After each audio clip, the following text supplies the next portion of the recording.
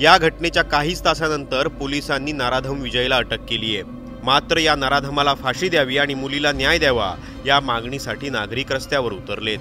याच्यामध्ये कुठलेही पुरावे जमा करताना कुठेही अडचण येणार नाही या दृष्टिकोनातून आम्ही फुलप्रूफ संपूर्ण तयारी करत आहोत। याबरोबरच या बाबतीतले चार्जशीट हे लवकरात लवकर जाईल आणि ही केस फास्ट ट्रॅक कोर्टामध्ये चालेल या दृष्टिकोनातून आम्ही सर्वतोपरी प्रयत्न करत आहोत।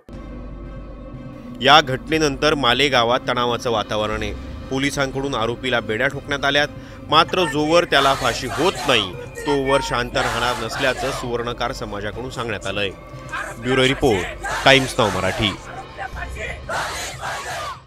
आरोपीला समोर आणा, त्याला आम्ही फाशी देऊ, नाही तर त्याला इथं आमच्या समोर उभा जाळू, त्याला जाळायलाच पाहिजे, इथं आमच्या समोर त्याला फाशी झालीच पाहिजे आणि आमच्या मुलीला न्याय मिळालाच पाहिजे। 3.5 वर्षाचं लेकरू आहे आमचं वाला, जाळल्याशिवाय आम्ही इथून हलणार नाही।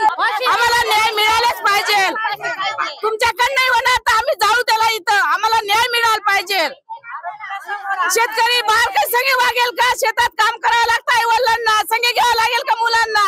कोणाच्या विरोधात मुलं आम्ही आता त्याला मारतात, 1 सेकंदला जंगलाने एवढा वेळ का लावताय तुम्ही? लवकर आणा इथं, आम्ही आमच्या समोर जाळू, आमच्या हाताने ते बी